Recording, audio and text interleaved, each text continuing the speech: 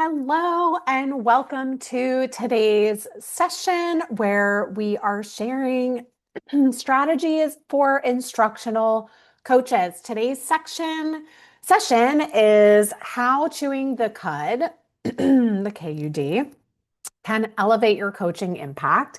Thank you so much for joining and watching the recording. I'm so glad you're here. And of course, I could not resist adding a video of a cow chewing the cud, but of course, we're talking about a different kind today. So, a little bit about me. I am Linda Ryan. I am the owner of Linda Ryan Consulting.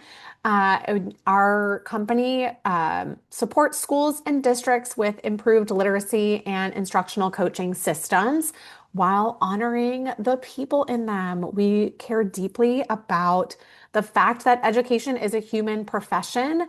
And so we like to honor the people that are helping us move this work forward. Today, the goal is to work on using the KUD, the KUD, to unpack teachers' goals and think about how this unpacking process helps to elevate our strategy as a coach.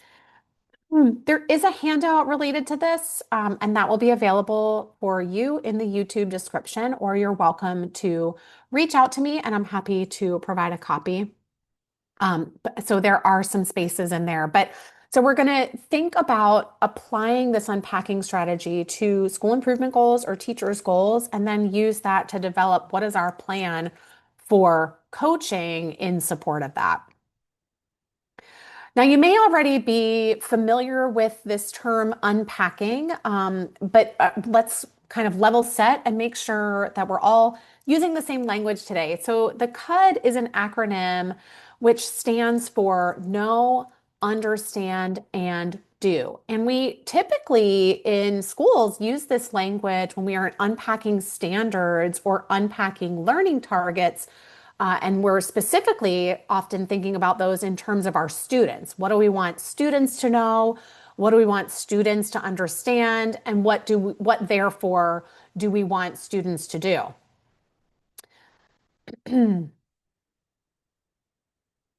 So, shout out to Carol Ann Tomlinson for highlighting this idea, which supports differentiation, right? It's through this process that we are able to identify what might students already know and understand or not in order to perform or do at the level we need to align to our goals.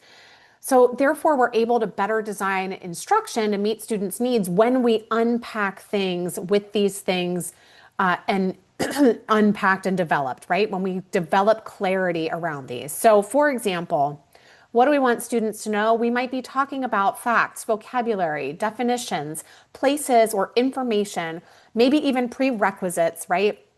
That if students do not have those things or have a solid knowledge of those things, doing the thing that we're asking them to engage with at that grade level, right, might be really challenging. Similarly, when we think about things that we want our students to understand, right, it's essential truths, the big ideas, the principles that underlie these things that we want them to understand. They might begin making some generalizations or connections to bigger concepts, right? So we have to have these knowledge of things and facts, right, in order to then go deeper and bigger with our understandings of things. And all of that is important to what we want our students to do, even when it comes to basic skills, thinking skills, planning skills, right? You would picture that the things we're asking students to do will involve phrases, right, that use verbs in them. And oftentimes that's the way that we write our learning targets. So, what does this have to do with coaching, right? Why should we use this process to support teachers? Well, when we think about coaching, right, we want coaches to be responsive to teachers' needs and allow them to present their current needs when we're having a goal setting meeting, for example, or at this time of year, this is being recorded at the beginning of a new school year. And this is a great time for coaches and teachers to start mapping. What are we going to be doing together this year? But my answer to that, right, in terms of allowing teachers and teacher desires to drive our coaching work, may not exactly be the way to go, right? Yes, we can and should be responsive, but that's not necessarily going to help us achieve our school improvement goals. And as instructional coaches, we've been tasked with making those a priority and supporting our school's achievement and progress towards those goals. So if the teacher is the only one driving that support and driving what coaching looks like, we cannot guarantee that our work as coaches is going to align to those school improvement goals. And we don't really want to leave that to chance because we know that these school improvement goals have been developed for a reason, right? They really can and should guide our priorities and our work as coaches and as teachers. So, what I recommend is a both and approach. What if we allow for some teacher choice in our discussions so that we can be responsive, right? And in the moment, but also be really targeted in our conversations that address the specifics of these goals. In fact, I think this is how we elevate things as coaches, right? Um, Not to mention, this might be our entry point as coaches, right? Like if we know these goals are the key to our work this year, this is our entry point to be sitting with teachers, especially if you're in a system that provides opt-in coaching with teachers. This is the opportunity for you. So this is how we elevate, right? And this is why we want to lean on an unpacking process with our goals. So this is an example, right? This school, ABC school, has set an improvement goal around literacy. So this is, again, simply just an example, right? You can see that the goal is pretty general, right? We don't even have grade levels here, but the idea, many school improvement goals will say we want to improve students' literacy scores by a certain percent, right? Or we want to increase the percentage of proficient by a certain number. And so when we begin to unpack this, we have to ask ourselves, well, what do teachers need to know in order to help us start to make progress towards this literacy goal? Well, there might be some knowledge building that needs to happen around the 5 pillars of reading instruction. There might be specifics with that for your grade levels, right? There are differences in terms of what kindergarten and early elementary teachers need to know versus upper elementary, middle school, and high school. There are always different needs related to reading instruction. Or your data might be telling you that your 5th grade teachers need to know what 1st grade teachers know about reading instruction. And is that a knowledge gap that needs to be filled? All teachers might need to know strategies that teach children to read, right? What is our knowledge base? And does that inform our professional development? What are the grade level standards that we are teaching that might be related to the measurement of these literacy scores, right? Many of our schools are not necessarily assessing based on foundational reading skills. Instead, much of that work is related to grade level standards. Have we helped teachers build their knowledge of what the grade level standards are, as well as the strategies to teach reading?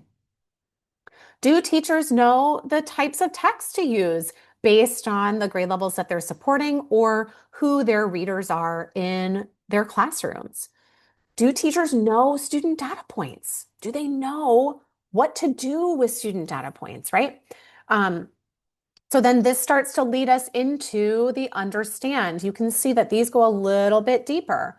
How do the 5 pillars of reading instruction apply to their grade level? I started referencing that, right? Do the 5th grade teachers have a data need that shows they need to understand some of the foundational skill work required? Do they need to build or deepen their understanding of what it means to be providing comprehension instruction? So therefore, like, do teachers understand the science of reading research and the related strategies? Where are there gaps in their knowledge and understanding? Do teachers know and understand how to assess and monitor students' literacy skills, right? That's the only way that we're going to be able to monitor our progress towards this school improvement goal. So these are just some example bullet points. You might even find as you unpack your school improvement goals that there are different know and understand bullet points that you'll find yourself asking, right? But these might give you a jumping off point.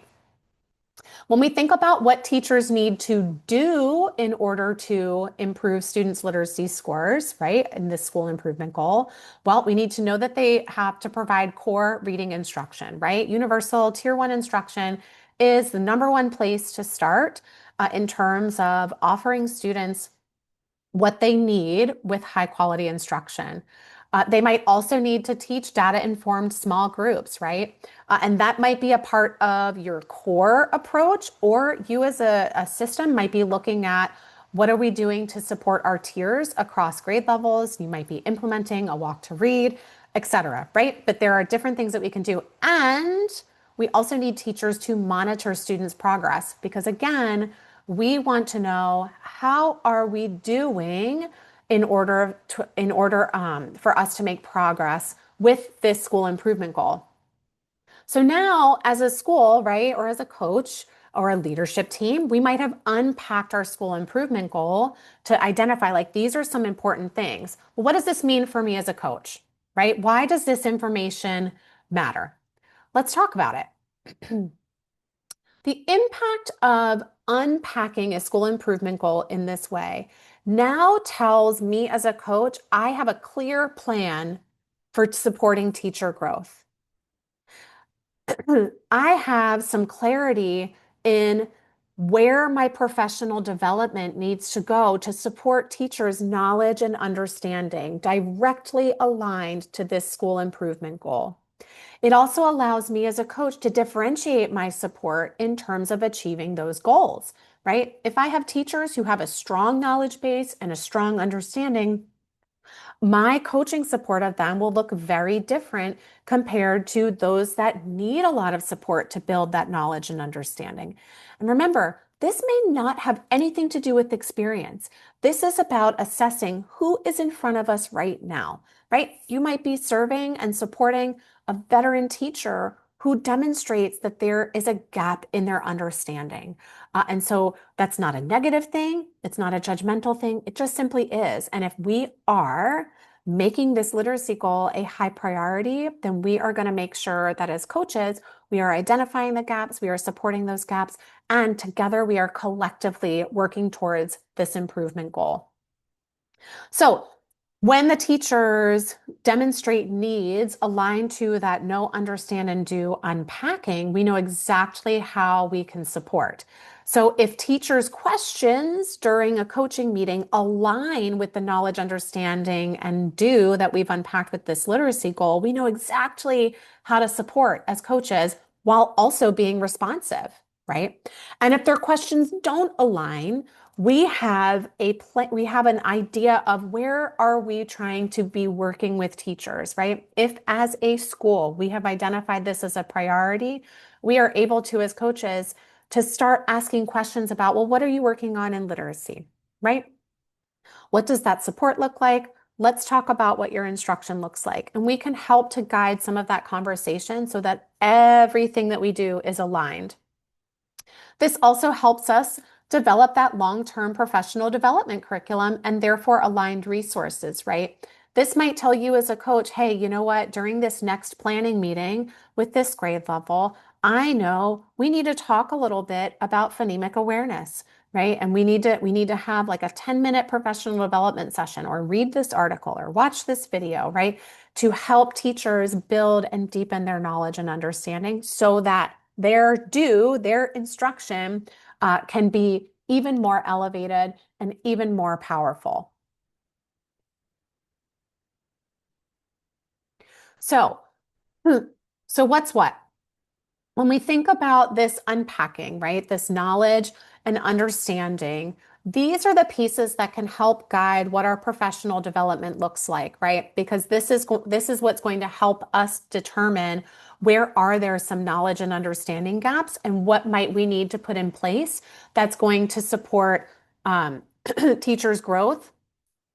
So we might think about where does this come in, right? In that phonemic awareness example, right? We might pull an article, we might pull a short clip about what that means. We might listen to a podcast together and start to develop some teacher understanding so that we can deepen our conversations during planning. Then we can use the do that we've unpacked to allow us to be responsive during a professional learning cycle, right? This might be where we focus our coaching cycle work on. This might be where we work on practicing, rehearsing with teachers. This is where we might have some look fors related to classroom visits and then debriefs with teachers so that we can be thinking about, okay, what does this look like? Right? So this is what can guide our responsive coaching work with teachers. How well are teachers doing this? And what does that tell me as a coach in terms of offering my support? How can I help them be thinking about how this gets better? So when we think about elevating our impact as coaches aligned to school improvement goals, we can do this by simply unpacking teacher goals or unpacking school improvement goals, and then using the KUD in order to guide what our coaching strategy looks like. There's some space in the handout for you to practice this and to take your school improvement goal and or teacher goal, whatever it is, right? Thinking about your priority. And I used a literacy example, but this is true for any kind of school improvement goal. This can even be related to behavior data or attendance data, for example, and kind of unpacking like, what do we need to know, right? For an attendance thing, maybe it's parents that you're thinking about. What do parents need to know? What do parents need to understand? And what do parents need to do? That might guide what your communication plan looks like as a school. So I suggest it, whether it's informing your coaching work or not. So there are some supports for you to take this even further. I do offer a free download called the Coaching System Assessment, and the work of the chewing the cud, right, is related to two of the indicators that are listed in the Coaching System Assessment. One of them is that coaches provide differentiated support based on teachers' needs. Hey, friends, the only way that we can know what teachers need and the way that we differentiate that, Carolyn Tomlinson, right? Differentiation guru, we have to know what they know. We have to know what they understand, right? And if we're not asking ourselves the questions that guide us there, it will be difficult for us to determine how do we personalize our support and how are we responsive to what teachers are demonstrating as a need. The other indicator in the coaching system assessment is that the goals for the coaching program are clearly aligned. Now, we in this assessment are talking about the goals for the coaching program, but really, friends, school improvement goals and the goals for the coaching program are one in the same. We are trying to, as instructional coaches, we are trying to improve instruction, right? And the goals help us prioritize what instruction are we trying to improve. And so to me, these are very clearly aligned. But this is a free download, and I encourage you to consider checking it out to think about how might you elevate the coaching work that's happening in your coaching system. The other thing I want to share with you is that I took the coaching system assessment and went a little bit deeper. I wrote an ebook called the Coaching System Assessment Guide. This is where we go deeper into thinking about where teachers are in the instructional hierarchy. So if in the section about the indicator on how we differentiate our coaching support, we talk about where teachers are in the instructional hierarchy, right? So what do they need to know and understand? This might reveal that teachers are in the acquisition phase of learning and therefore require a different coaching stance from us. This puts us more in the stance of teacher as a coach, and we might be providing more information rather than drawing information out because the teachers are not yet accurate with the skills, with the knowledge, right? In order for them to perform well. They might also be in a fluency phase. Maybe their knowledge is solid, but their understanding could go deeper, or they need to practice this work a little bit more. And so coaches take a more collaborative stance, right, with teachers, and they work side by side to figure out what do we need to do, right? What routines do we need to practice? How do we get better at this? And those that are ready for generalization and adaptation, right, require even a different stance as coaches where we might just be present to help make space for reflection and celebration before they go further, right? So these are those teachers that are solid with their knowledge, solid with their understanding, and they're doing pretty well. We just need to keep pulling it out of them and keep lifting their instructional expertise in what they do. This ebook is available to purchase for $9.99 at lindarhineconsulting.com, and I would be ever so grateful to know that it has made its way into other school leaders or district leaders' hands. There are multiple ways for us to work together. In addition to the free resources that I offer, I work with schools and districts to consult on coaching systems as well as coach instructional leaders on coaching. I love coaching coaches, and I love thinking about how do we continue to make instruction stronger. And I do believe that coaching is a way to leverage our human resources in job embedded professional development. Additionally, I share a monthly newsletter for literacy leaders. They go out at the end of the month, every month, and you are welcome to sign up. That link is available on my website, lindarhineconsulting.com, and it's free. I also welcome us syncing calendars. There's a space for you to schedule some time for us to learn more about each other. So thank you so much for joining today, and go out there and chew the cud.